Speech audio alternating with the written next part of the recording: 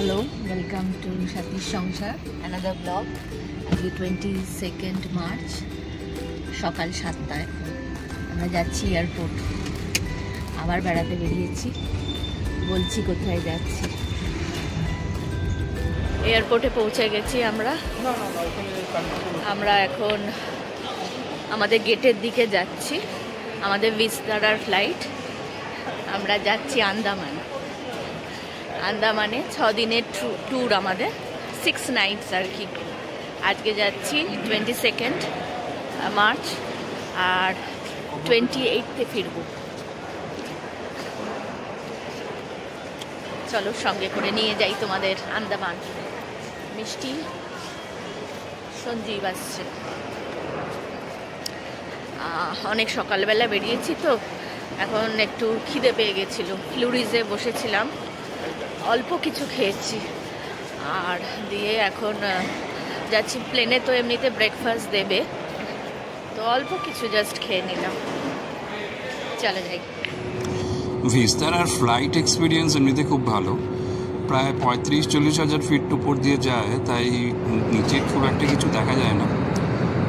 খাবার দাবারও বেশ ভালো ছিল, সব মিলিয়ে বেশ প্লেজেন্ট জার্নি।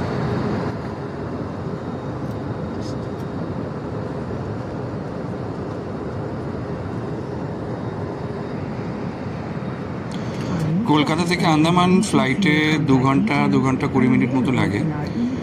আর কলকাতা ছাড়ার একটু পরেই বঙ্গোপসাগর শুরু হয়ে যায়, আকাশের নীল, সমুদ্রের নীল, সব মিলিয়ে খুব একটা ডিফারেন্স তাই খুব একটা বোঝা যায় না।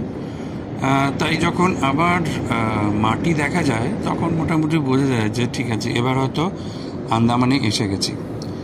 আর হ্যাঁ, প্রথম কথা যেটা বলতেই হয় সেটা হচ্ছে জলের রং। এত রকম শেডের নীল জানি না আর কোথায় দেখা যায়।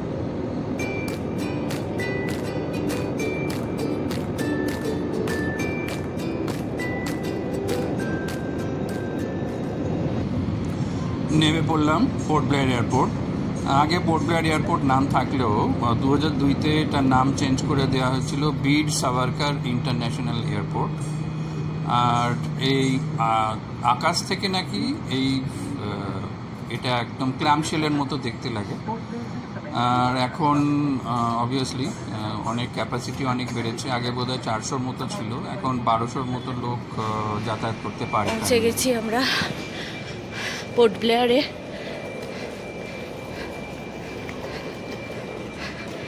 আমাদের আজকে খুব টাইট শিডিউল, তাই আমরা সব হ্যান্ড লাগেজ এনেছি যাতে তাড়াতাড়ি বেরিয়ে যেতে পারি। প্ল্যানটা বলছি। খুব সুন্দর এয়ারপোর্টটা। আমাদের প্ল্যান এখন সোজা আমাদের যে হোটেল সেটাতে যাব। হোটেল মানে আমরা একটা হোমস্টে টাইপ ভিলা বুক করা হয়েছে 2 দিনের জন্যে। পোর্ট ব্লেয়ারে 2 দিনে থাকছি। আমরা জাস্ট টাচ করেই বেরিয়ে যাব আজকে রস আইল্যান্ডে। ওইটার যে লঞ্চটা যেটা ছাড়ে ওটা 1:30 অবধি, তো তাড়াহুড়ো করছি আমরা। এখন বাজে 11:30। 11:40-এ আমাদের টাইম ছিল অ্যারাইভেলের। বিফোর টাইম 11:20-র মধ্যে পুরো টাচ করে গেছে গ্রাউন্ড, তো সেটা একটা ভালো সুবিধে। এখন তাড়াতাড়ি যাই হোক, ট্যাক্সি নিয়ে যাই। বেশ সুন্দর ছিমছাম এয়ারপোর্ট, আর সামনেই সাভারকারের একটা বিশাল মূর্তি। ওই যে ডান দিকে গেল যে লোকটা। আমরা তখন রস আইল্যান্ডের জন্য ছুটছিলাম, তাই আর তেমন ছবি টবি সামনে অন্তত তোলা হয়নি। মানে সাভারকারের সঙ্গে ছবি বা এয়ারপোর্টের সঙ্গে ছবি, এসব ছবি আর তোলা হয়নি।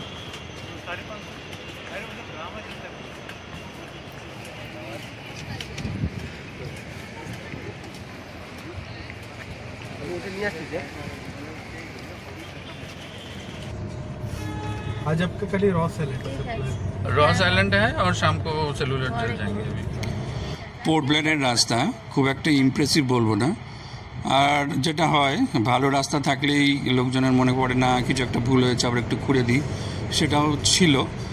এয়ারপোর্টের পাঁচিল ধরে আমরা চললাম আমাদেরকে রুমের দিকে। পৌঁছে গেছি আমরা প্যারাডাইস ভিলা। একটুখানি এয়ারপোর্ট থেকে মিনিট 10 লাগলো।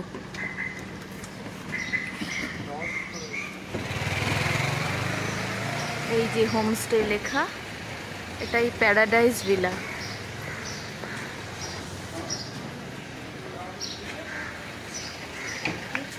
অরেঞ্জটা, হ্যাঁ। ট্যাক্সিটা করে এসছি, এটা প্রিপেড ট্যাক্সি। আমরা এয়ারপোর্ট থেকে প্রিপেড ট্যাক্সিটা যেটা নিলাম ওটা 250 ভাড়া নিল, আর বেরোবার সময় ওখানে যে পার্কিংয়ের ওখানে 50 টাকা লেগেছে। বসার জায়গাটা সুন্দর করে সাজানো। এটাই কি পুল?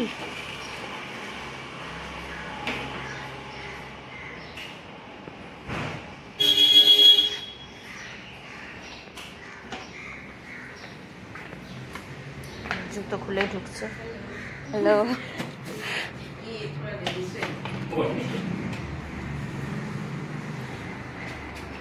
সিটিং এরিয়া, কিচেন, রেজিস্টারে সই করতে হচ্ছে। রুম আছে এইদিকে একটা আর এইদিকে একটা, বেশ সুন্দর। আর কিচেন, এখানে সুইগি জোম্যাটো করা যায় বললো। এখানে একটা প্যাসেজ, এখানে জল রেখে দিয়েছে। আর এখানে একটা, এটা ওয়াশরুম, আর এইখানে আর একটা ওয়াশরুম আছে। এটা একটু বড় বাথরুম বলা যায়। ক্লিন, বেশ ভালোই ক্লিন। সাবান টাবান দেয়া আছে, খুব পরিষ্কার, বেশ ভালো। এখানে আমরা 2 দিন থাকছি। সিটিং এরিয়াটা খুবই সুন্দর। ঘরের ভেতর ঢুকেও দেখাচ্ছি, এই যে এখানে একটা ড্রেসিং এরিয়া দেয়া আছে, বেশ বাড়ির মতনই করেছে। হ্যাঁ, বাড়ি তো। আর এই রুমটাও একটা আছে। ও, এখানে হ্যাঙ্গিং, এখানে কাভার্ড করেনি, বাট এরকম হ্যাঙ্গিং করে দিয়েছে, ভালো। আমাদের খুব তাড়া এখন, কারণ আমাদের এক্ষুনি রয়্যাল আইল্যান্ডের জন্য বেরোতে হবে। 1:30 অবধি লাস্ট যে লঞ্চ, ওগুলো নাকি ছাড়ে যেগুলো, সেগুলো তাড়াহুড়ো করে যাই, এসে আবার দেখাচ্ছি। আমরা জাস্ট এই 15-20 মিনিটের মধ্যে মোটামুটি জাস্ট লাগেজগুলো রেখে একটু ফ্রেশ হয়ে বেরিয়ে পড়েছি। মিষ্টি ড্রেস চেঞ্জ করে নিয়েছে, সঞ্জীবও চেঞ্জ করে নিয়েছে, আমি ওই ড্রেসেই আছি। তো এখন আমরা যাচ্ছি কি ওয়াটার স্পোর্টস কমপ্লেক্স একটা, ওখানেই জেটি আছে, ওখান থেকে ফেরি সার্ভিস যেটা রস আইল্যান্ডে যাবে। এখন বাজে 12টা, সোয়া 12টা, 12:15-20 হবে। তো তাড়াতাড়ি হয়ে গেছে, যেহেতু আমরা লাগেজ মানে কোনো সেরকম কিছু বড় ছিল না, হ্যান্ড লাগেজই সব ছিল, বেরোতেও সুবিধে হয়েছে, আমাদের হোমস্টেটাও কাছে, সব মিলিয়ে বেরিয়ে পড়েছি। দেখাচ্ছি তারপর। এটা আন্দামানের ভিআইপি রোড। এদিকটার রাস্তাটা অবশ্য বেশ ভালোই, ভিআইপি রোড যেহেতু, এবং গভর্নমেন্টের সমস্ত কিছু, যে বিল্ডিং, কোর্ট থেকে শুরু করে মেন থানা, সবই এখানের, মানে এই রাস্তার দুদিকেই বলা যেতে পারে আর কি। আর একটা ব্যাপার যেটা হচ্ছে, পোর্ট ব্লেয়ারের রাস্তাঘাট কিন্তু মানে খুব মানে পাহাড়ি আর কি, মানে একবার উঁচু নিচু, সেটা একটা মানে হাঁটার জন্যে খুব একটা ফেভারেবল নয়। বাট ঠিক আছে, গাড়ি করে তো অসুবিধা হচ্ছিল না। যাওয়ার পথে পড়লো অ্যাবারডিন মার্কেট।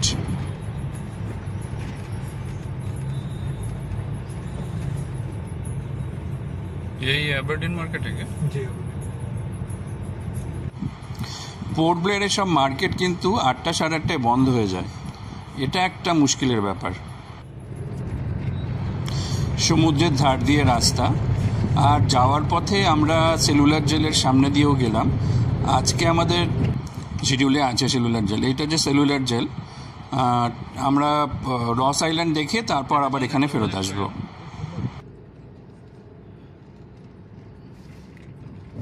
আমরা এখন লাঞ্চ করতে বসেছি। লাঞ্চ করার এক্ষুনি কোনো প্ল্যান ছিল না, কিন্তু এখানে এসে দেখলাম যে কি রস আইল্যান্ডে কোনো বোধহয় সাঁতারের কোনো ইভেন্ট হচ্ছে, তো সেই জন্য এখন টিকিটপত্র কিছু দেওয়া হচ্ছে না। আমাদের বললো 1:30টার সময় এসে খোঁজ নিতে, তো এখন ওই জন্য ভাবি মানে অন্য কোথাও যাওয়ার মানে এই আধ ঘন্টার মধ্যে আবার যেতে হবে, তাই ভাবলাম কাছে একটা রেস্টুরেন্ট আছে এখানেই খেয়ে নিই, খেয়ে দিয়ে আবার 1:30টার সময় যাব। যদি কপাল ভালো থাকে তাহলে রস আইল্যান্ড হয়তো ঘোরা হবে, নইলে হবে না। আর এই রেস্টুরেন্টটা ঠিক আছে মোটামুটি, এই যে চিলি চিকেনের রং দেখলে বোঝা যাচ্ছে। হাওয়াটা খুব সুন্দর, এই যে পাশেই সমুদ্র, এই রাস্তাটা এইটা দিয়েই ওই ফেরিঘাটের ওখানে যেতে হয় আর কি। জন্য মানে কপাল ভালো থাকলে যদি টিকিট পাই তাহলে এই রাস্তা ধরে ওই দিকে যেতে হবে আর কি বোট ধরার জন্য। হ্যাঁ, চলো খাওয়া যাক। যাচ্ছি রস আইল্যান্ডে। মিষ্টি কোথায় গেল? গ্রুপে গ্রুপে একটা বোটে যাচ্ছে, তো আমাদের বোটে মানে একজন এসে আমাদের যে বোটটা ছাড়বে তার জন্য ফোন করে ডাকলো। আমরা মোটামুটি এই কাফেটার সামনেই ওয়েট করছিলাম। আমাদের বোটম্যানের নাম হচ্ছে তাপস। তো এই যে ব্রিজটাতে একটু এতক্ষণ আমরা ফটো সেশন হচ্ছিল। বোটটার নাম না বোট চালকের নাম। তো এই ব্রিজটা দিয়েই যাচ্ছি আমরা। বোটের নাম রোদে পুরো ফ্রাই হয়ে যাচ্ছি।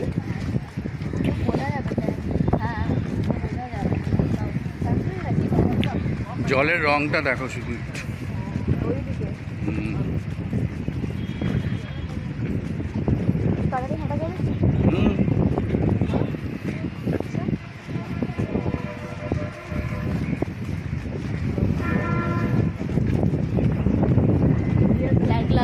ওই যে ফ্ল্যাগ পয়েন্ট বলছিলাম না, মোদি এসে নাকি এটা ফ্ল্যাগ পয়েন্ট ঘোষণা করেছে। না না, ফ্ল্যাগ পয়েন্ট নেতাজি যেখানে ফ্ল্যাগ পয়েন্ট মানে আসল যেখানে ফ্ল্যাগ তুলেছিল সেটা ওই বাজারের ওইদিকে ভেতরে।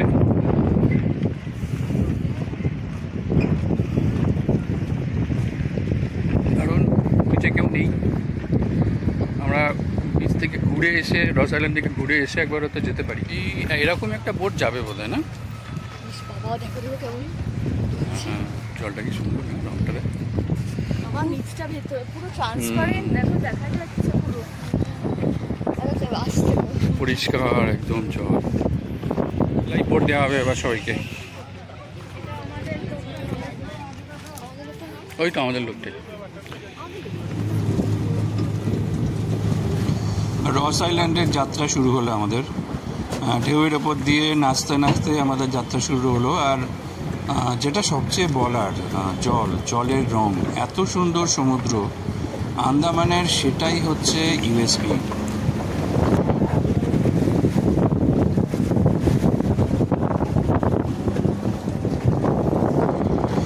ওয়েদার খুব ভালো পেয়েছিলাম আমরা, ঝকঝকে রোদ্দুর।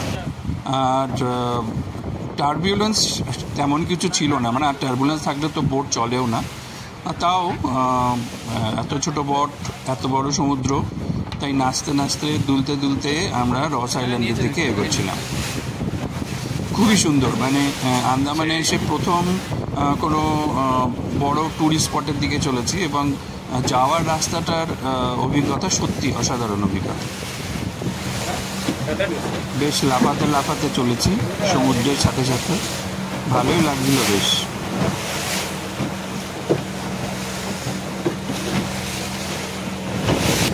শুধু জলের রং দেখেই চোখ জুড়িয়ে যায়।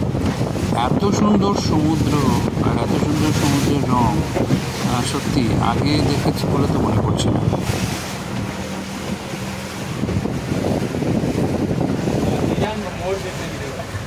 ऊपर में बैटरी बाइकल भी मिलता है, जो पर हेड का 80 रुपीज़ है, और फुल गाड़ी चार्टर करेंगे तो पूरे 80 रुपीज़ आएगा पर पर्सन का। पर पर्सन का 80 रुपीज़ आएगा और फुल गाड़ी का 480 आएगा। ये गाड़ी में 6 जन रहता है, 6 जन का कैपेसिटी है। পৌঁছে গেলাম রস আইল্যান্ড। বোটে যেটা বললো যে উপরে ব্যাটারির গাড়ি রয়েছে, ব্যাটারির গাড়ি per head 80 rupees per person charge করে, এবং পুরো গাড়িও দরকার হলে ভাড়া নেওয়া যায়। এবারে দুলতে দুলতে পৌঁছলাম, ঢুকে এটা কি জাপানিজ বাংকার।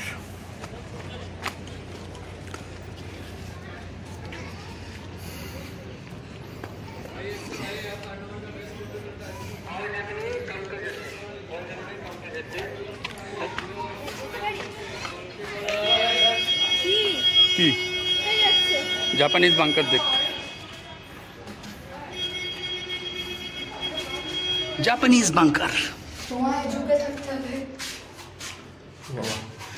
এখান থেকে মেশিন গান চালাতো, ঠাক ঠাক ঠাক ঠাক ঠাক ঠাক ঠাক ঠাক। ইয়েস। না না, দেয়ালটা তখন ছিল না হয়তো। ये 3 लोग हैं क्या? আমাদেরও 3 জন। বোট থেকে বেরিয়ে কি ভালো লাগছে, কত হরিণ ঘুরে বেড়াচ্ছে। পোষা মনে হচ্ছে অবভিয়াসলি, কেননা যে কোনো ভয় নেই, ঘুরে বেড়াচ্ছে মানুষের পাশে। অনেকগুলোই আছে, ওই দূরে আরও কিছু আছে, ওই যে এখানটাতে আরও কিছু আছে। এই যেখানটা আমরা একটা এই ব্যাটারি কার, যেগুলো গল্ফ কার মতন, এগুলো নেওয়ার চেষ্টা করছি। हाँ, यहाँ पे न्यूज़ पेपर वगैरह प्रिंटिंग होता था। सेकेंड वाला बिल्डिंग पावर हाउस है। इस दोनों का पीछे एक छोटा स्विमिंग पूल है, एंड उन स्विमिंग पूल का राइट साइड में एक वाटर प्लांट है। ये सारा कुछ आप रिटर्न टाइम जाके देख सकते हैं। गाड़ी का लेफ्ट साइड में जो व्हाइट कलर बिल्डिंग है, ये ब्रिज टाइम में स्वीट हाउस एंड बेकरी था। अभी के टाइम में यहाँ पे लाइट एंड साउंड शो होता है। Light and sound show right side बैठ के देखते हैं, जहाँ पे कुर्सियाँ लगा हुआ है। इस शो का टाइमिंग है इवनिंग 5:30 to 6:30।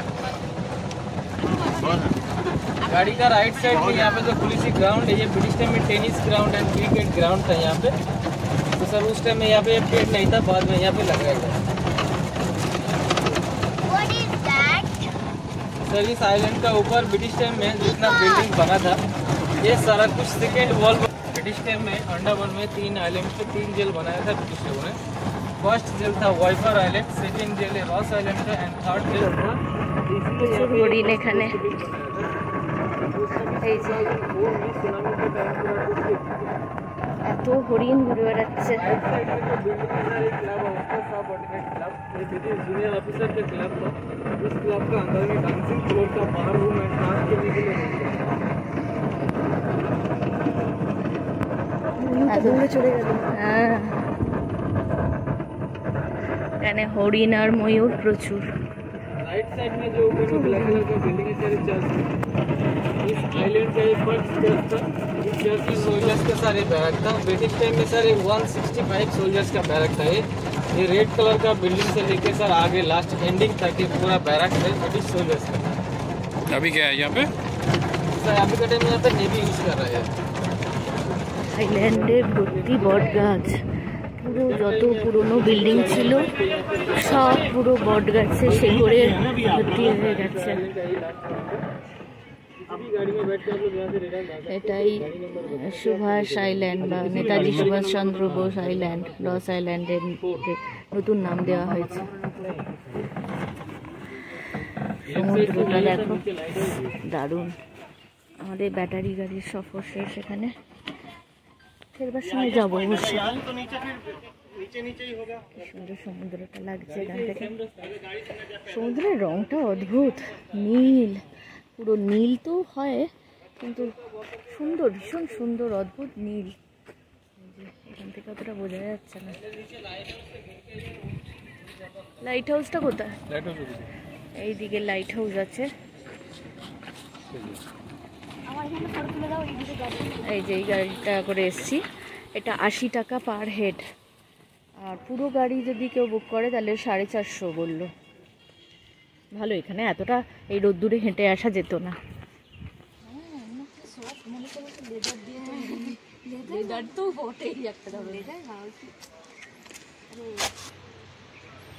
সবার থাকলে তো দেওয়া যেত। খায় ওরা ফল? হ্যাঁ, এসব তো খায়। তাহলে কি আসছে এখানে? এত পয়েন্ট নেভাল কি the loan is seller, silent sentinel of the sea, journalist.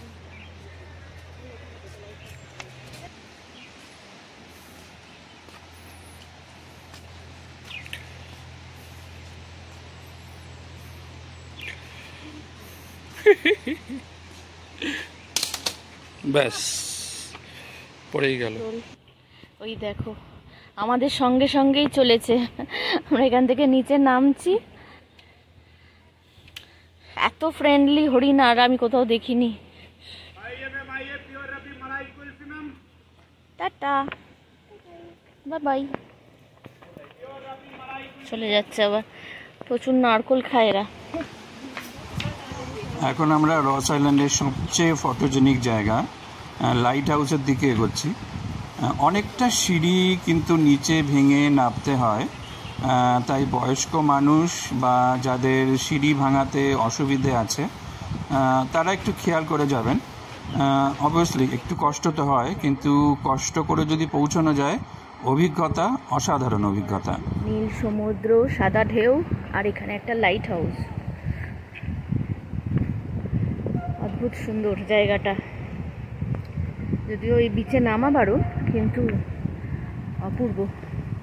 সেটাতেই যাচ্ছে সবাই, আমরাও যাই।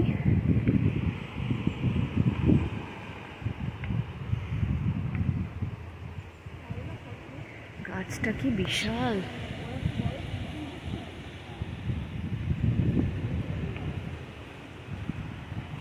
রস আইল্যান্ডের লাইট হাউস দারুণ সুন্দর জায়গা।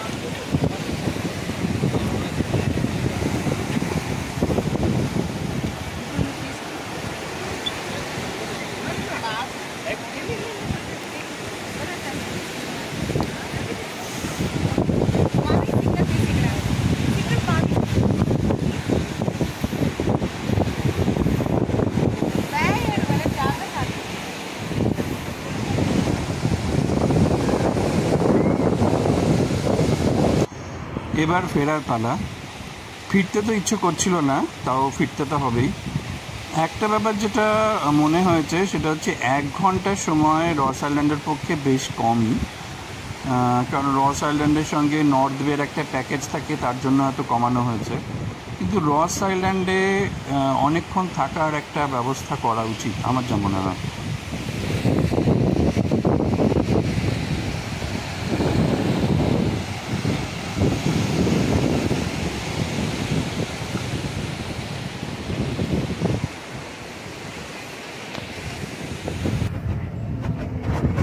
সুন্দর দেখো মেলেছে।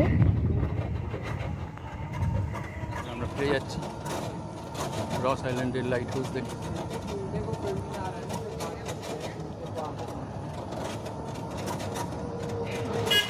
আমাদের প্রচুর ডাকাডাকি শুরু হয়েছে, তাই একটু তাড়াহুড়ো করেই আমরা আবার বোটের দিকে রওনা দিলাম। যেটা বারে বারে মনে হচ্ছিল রস আইল্যান্ড আরও সময় কাটানো যেত।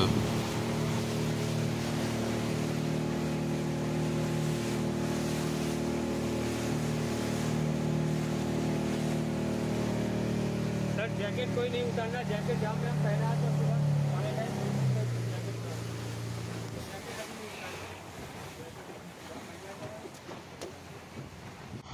আমাদের পরবর্তী গন্তব্যস্থল সেলুলার জেল। আমরা খানিকটা মানে বোটে করে ফিরে এসে আবার ওই রেস্টুরেন্টটাতেই খানিকটা বসেছিলাম, কাফেটাতে।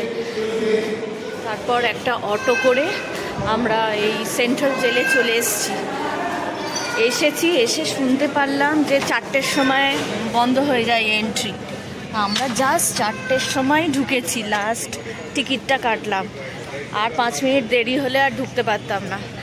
লাইট অ্যান্ড সাউন্ড দেখা যেত, লাইট অ্যান্ড সাউন্ডের টিকিট কাটা আছে আমাদের, কিন্তু এই জেলের ভেতরে 4টেতেই লাস্ট এন্ট্রি, ওই জন্য তাড়াতাড়ি করেই ঢুকলাম।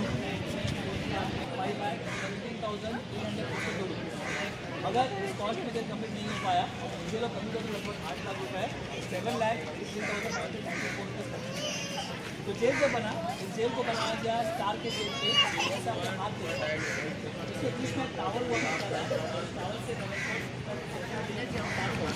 আমরা একটা গাইড দিয়ে শুরু করেছিলাম, কিন্তু গাইডের সঙ্গে বেশিক্ষণ থাকা যায়নি। না, এতে গাইডের কোনো দোষ নেই। মেন ব্যাপারটা হচ্ছে একটা গাইডের সঙ্গে এতগুলো লোককে জুড়ে দেওয়া হচ্ছিল, প্রচুর ভিড় আর কি। মানে বই ঠেলাঠেলি করে গাইডের সঙ্গে সঙ্গে যাও, গাইডের যখন যেরকম যেখানে নিয়ে যাবে সেরকমভাবে যেতে হবে। এই ব্যাপারটা আমাদের ঠিক আর কি পছন্দ হচ্ছিল না। গাইডের আমি বলবো যে ইনফরমেশন যেগুলো দিচ্ছিল ভালোই দিচ্ছিল, কিন্তু আমাদের যেহেতু অন্যরকম একটু প্রেফারেন্স ছিল, তাই আমরা নিজেদের মতোই যাচ্ছিলাম।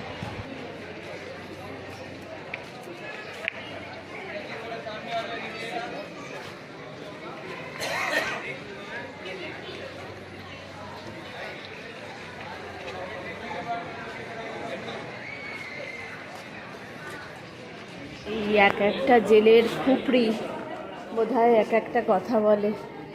বাবা কি টর্চার হয়েছে এখানে, আমরা তো দেখছি এসে এক একটা কাহিনী, এক একটা গল্প, এক একটা জীবন এখানে শেষ হয়ে গেছে, একদম অন্ধকার।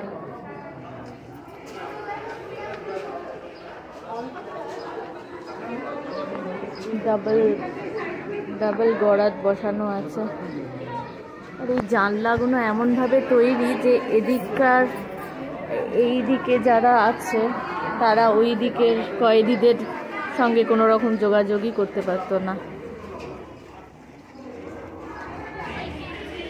সেন্ট্রাল জেলে একটা সেলের মধ্যে ঢুকেছি,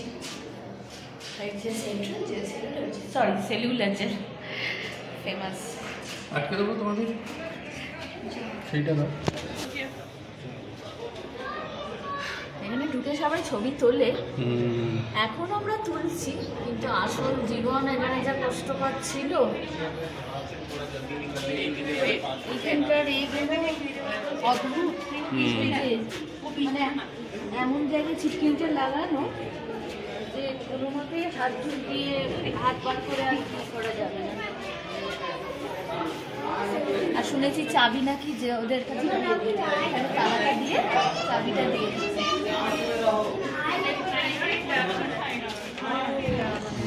এটা সেলুলার জেলের লেআউট। এখন 3টে উইংই অবশিষ্ট আছে।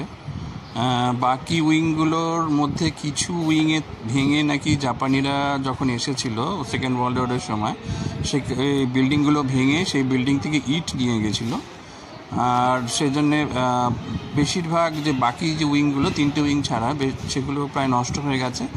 একটা উইং এখন হসপিটাল করে দেওয়া হয়েছে। এই যে এখানে বন্দি সব স্বদেশীদের নাম লেখা আছে, তার মধ্যে এই যে 5 নম্বর 4 নম্বর সব এই যে পেজের নাম্বার আছে, এর মধ্যে 10খানা ফলো কি পুরো বাঙালিদের ফ্রম বেঙ্গল, আর 11 নম্বর যেটা সেখানেও অর্ধেকটা বাঙালি ছিল, তারপর পাঞ্জাব আরও আসাম আরও সব জায়গা। কত নাম।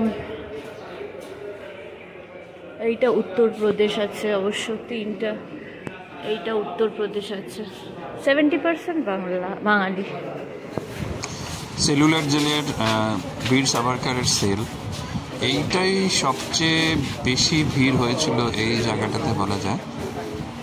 আর ভেতরে ছবি রাখা আছে, আর সেই সময় কিভাবে রাখা হতো, কি খাবার দাবারের মতো প্লেট ইউজ করা হতো সেগুলো রাখা আছে ওখানে।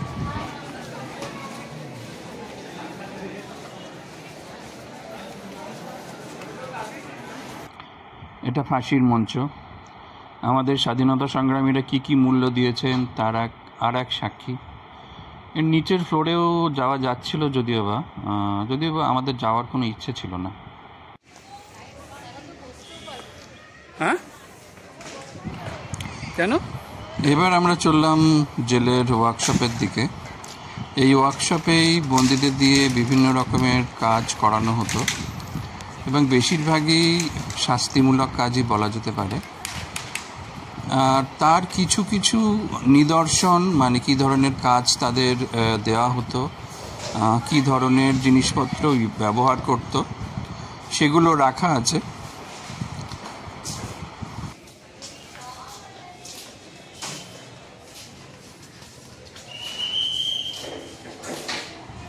বাঁশি বাজছিল, কারণ এখন সেলুলার জেল থেকে সবাইকে বার করে দেওয়া হচ্ছিল। এরপরে শুরু হবে লাইট অ্যান্ড সাউন্ড শো, সেটাই মেন কারণ। লাইট অ্যান্ড সাউন্ডের জন্য আগে সবাইকে বের করে দেওয়া হয় এবং তারপরে আবার আলাদা করে ঢোকানো হয়। সেটা আমাদের প্রথমে জানা ছিল না আসলে।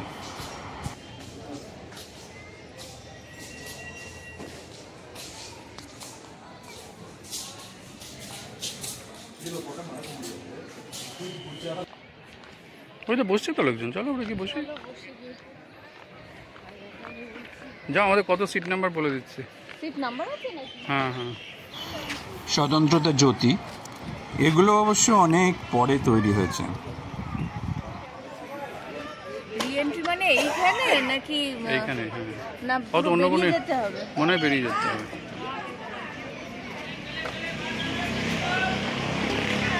সেলুলার জেল, লাইট জ্বালা শুরু হয়েছে আস্তে আস্তে। আমরা ঢুকবো একটু পরে 5:50 লাইট অ্যান্ড সাউন্ড শো।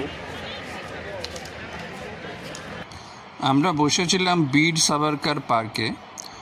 বীর সাভারকার পার্কটা আরও একটা ট্যুরিস্ট স্পট বলা যায় পোর্ট ব্লেয়ারের। এখানে সেলুলার জেলের যে উল্লেখযোগ্য বন্দীরা ছিলেন তাদের স্ট্যাচু রয়েছে, সাভারকার, বীর সাভারকারের স্ট্যাচু শুদ্ধ।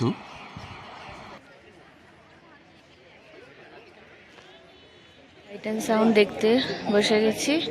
এই শুরু হবে 5:40 টাইম ছিল, 5:45ই বাজে। এই শুরু হচ্ছে। লাইট অ্যান্ড সাউন্ডের ভিডিও তোলা বারণ ছিল, তাই আমরা কিছু তুলে নিই। অনলাইনে টিকিট কাটা ছিল আমাদের। কী ক্যাফে বললাম জানো? Metro cafe.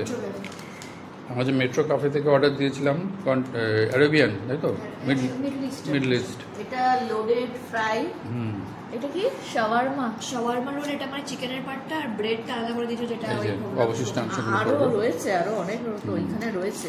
এরকম অবস্থা, কারণ আমরা খাবার আসার পর সব ভুলে খেতে শুরু করে দিয়েছিলাম।